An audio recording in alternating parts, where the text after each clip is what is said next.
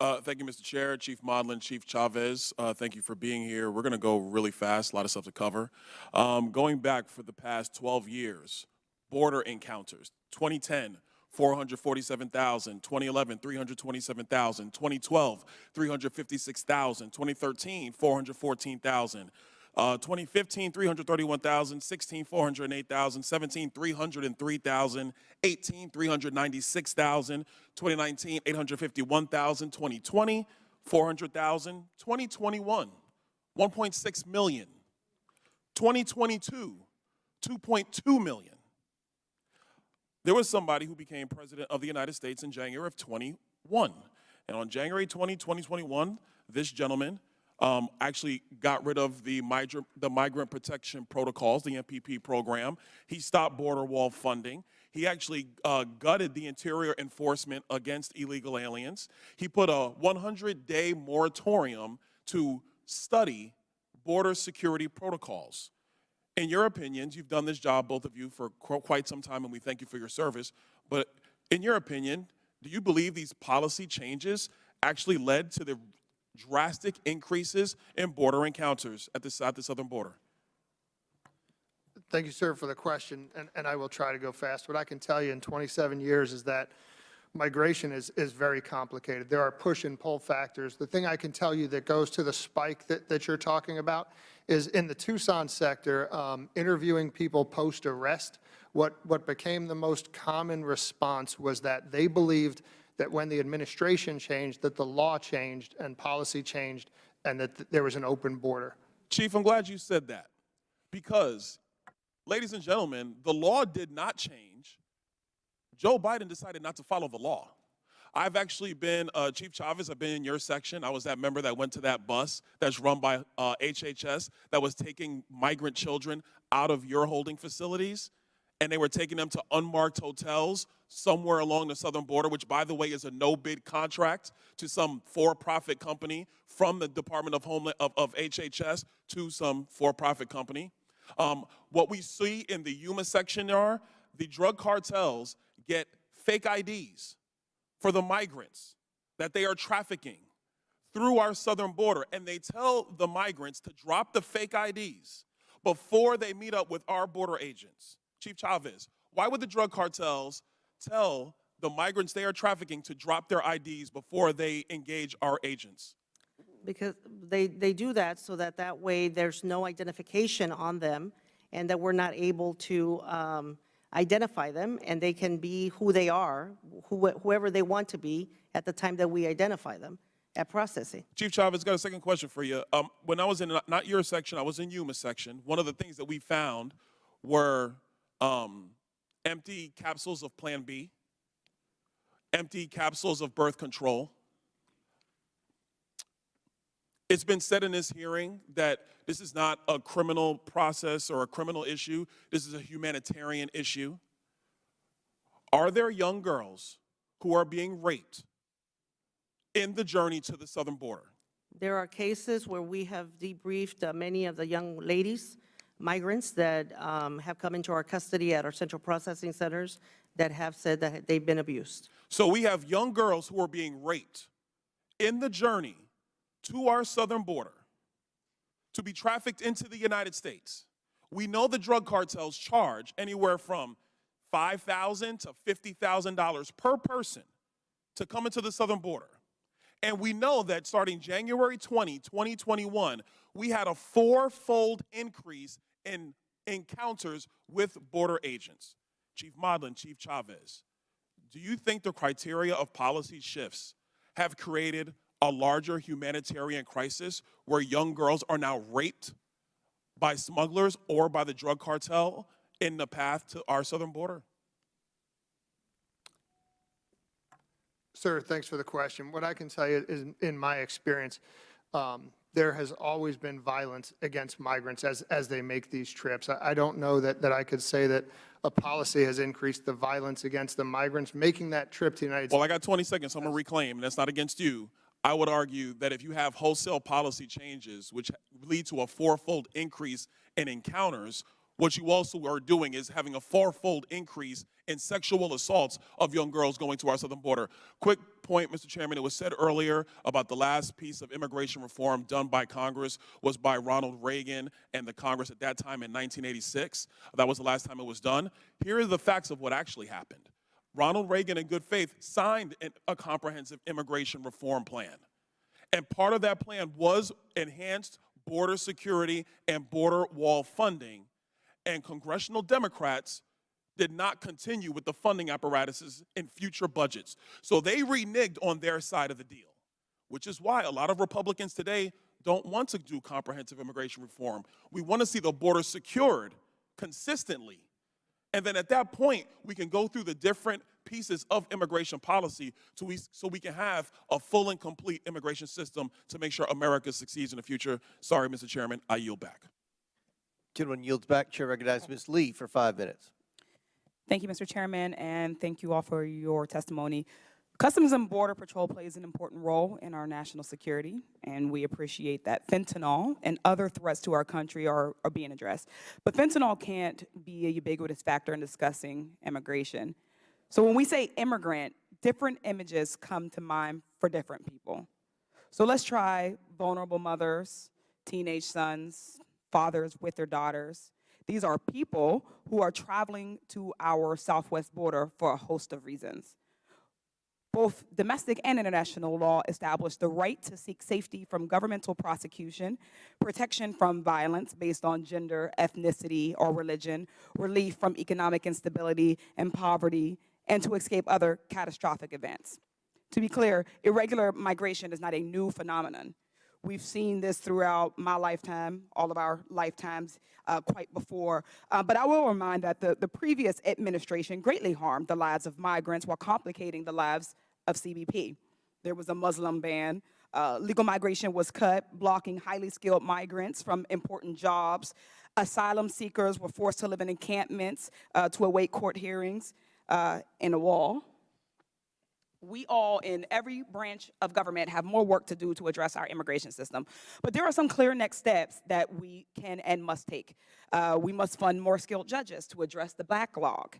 We must end Title 42.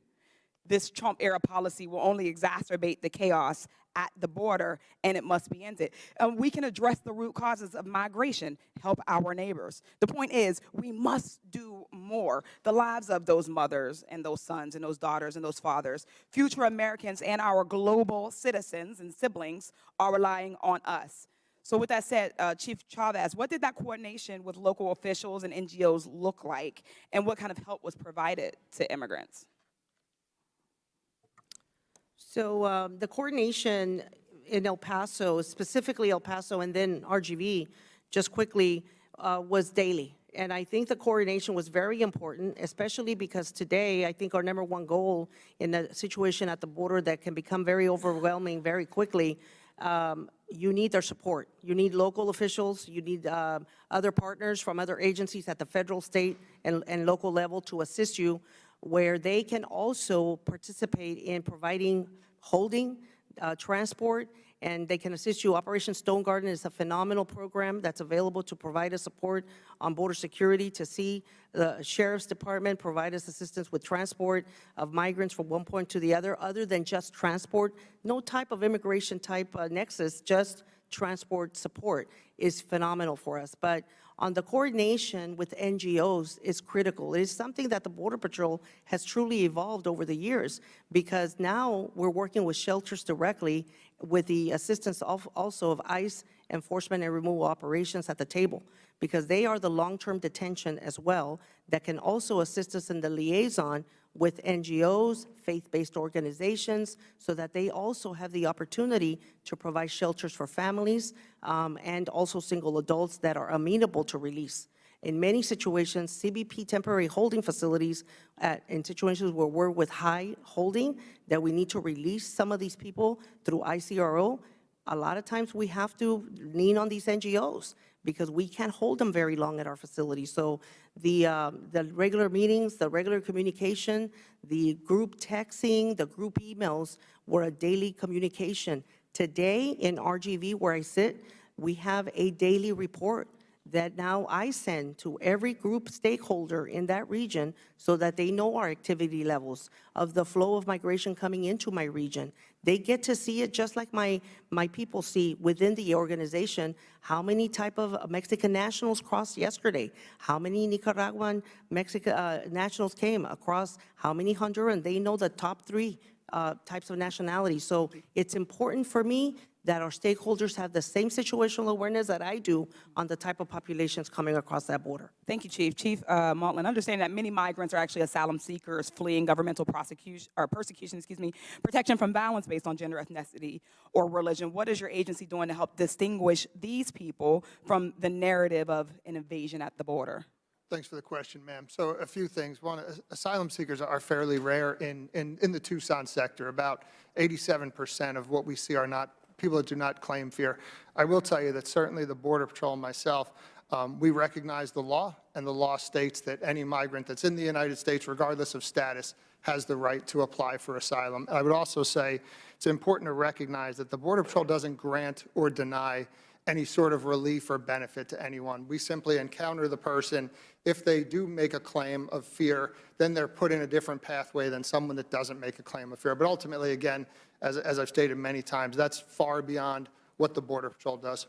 Thank you. I yield back. Chair recognizes Mr.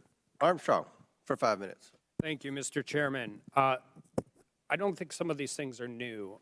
When methamphetamine first started becoming a problem in the Midwest, it was primarily made locally.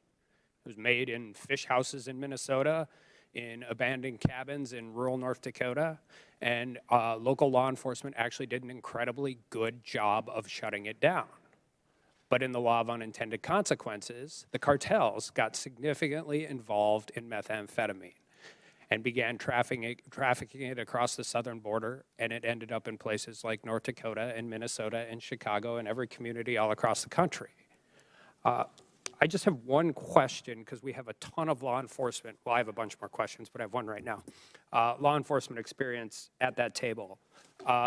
In your professional judgment, is the percentage of drugs seized by law enforcement higher at ports of entry or higher between ports of entry?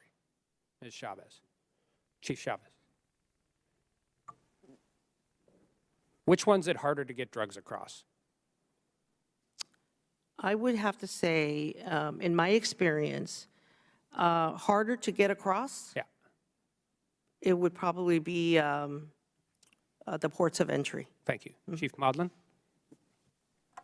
Thanks for the question, sir. Generally speaking, I would say that is probably correct when you look at how hardened some of the ports are, the technology. However, I would say, too, there are some ports that are in very rural areas that may be easier. Oh, we have lots of them in North Dakota. Yes, sir. We're going to get to that in a second. Who makes the fentanyl? Chief Sir, Chavez. so- Or go ahead, Chief Maudlin. Yes, sir. As you described, my understanding is equal to yours, that in the beginning, I'm sorry, fentanyl, my head was still on meth. Who's making the fentanyl? Yeah, so the fentanyl is being produced, my understanding, in Mexico. Okay. Chief Chavez? Same briefings from our intelligence folks that it's a Mexico So product. if it's being made in Mexico, I'm assuming it's being made by the cartels. Correct, sir. So regardless of who's bringing it across the border, U.S. citizens, ports of entry, between ports of entry, not ports of entry, the drugs that are killing people in my communities are being made by the cartels. That is correct, sir. Chief Maudlin, you testified earlier that nobody's crossing the southern border in your district, and correct me if I'm wrong, but I think this is what you said, without interacting with the cartels.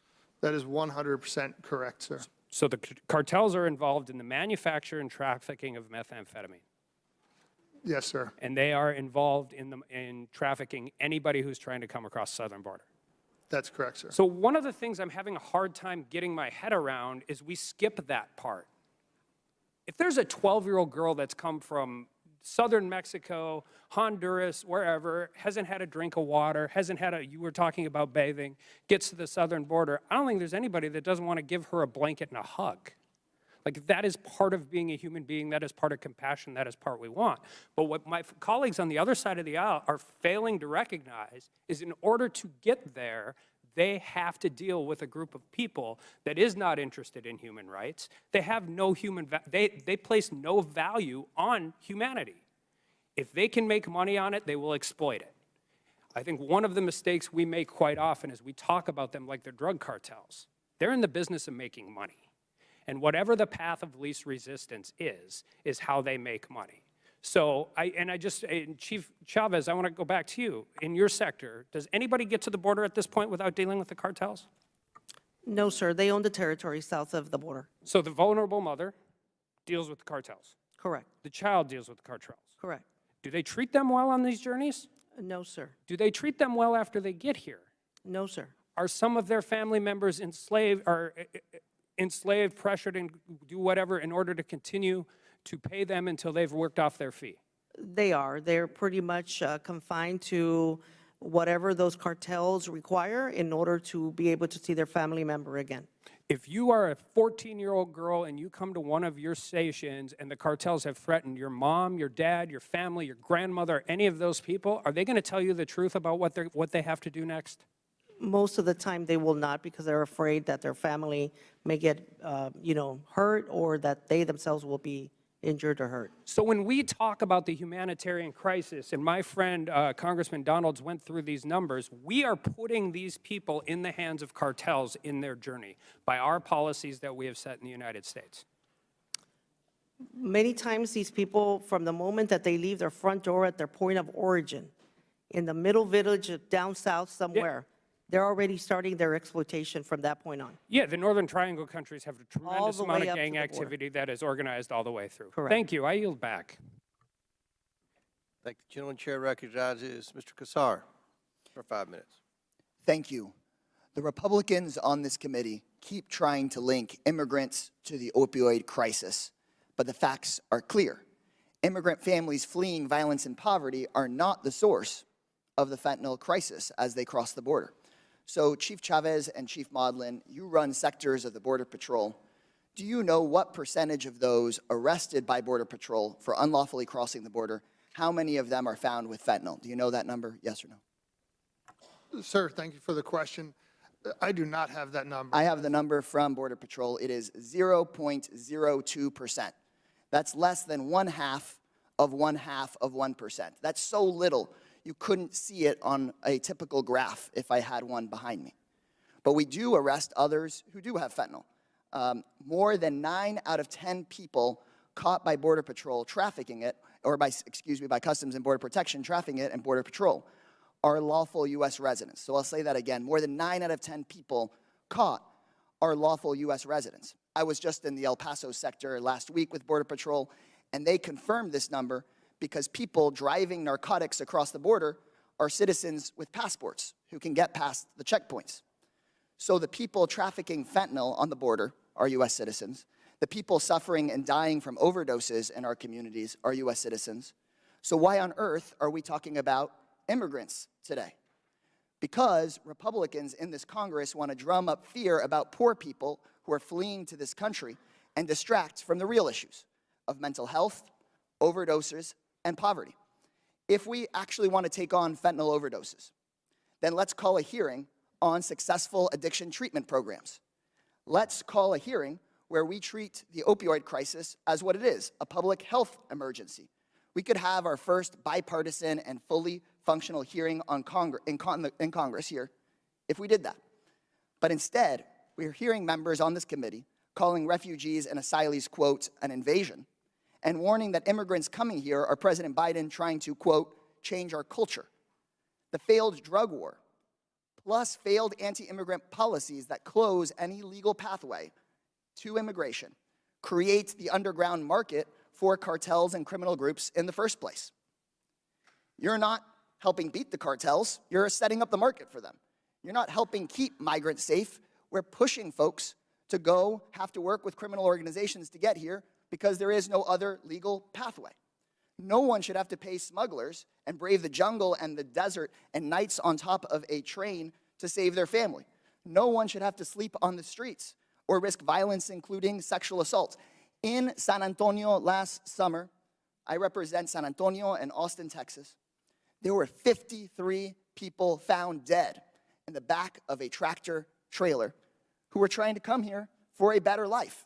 They should have just been able to apply and come here in an orderly and legal manner, but instead, grandmothers, mothers, fathers kids as young as 13 years old were scorched to death in the heat and killed. If we want to help those folks, then we need comprehensive immigration reform. If we want to address the fentanyl crisis, then let's talk about helping our communities deal with addiction, mental health, poverty, income inequality, and instability. Let's have hearings on that. Let's have oversight about that. But let's not participate in this sham that tries to blame those problems on the poorest among us, because we have seen that all too often in this building, and we're going to push back on that. Thank you. I yield back my time.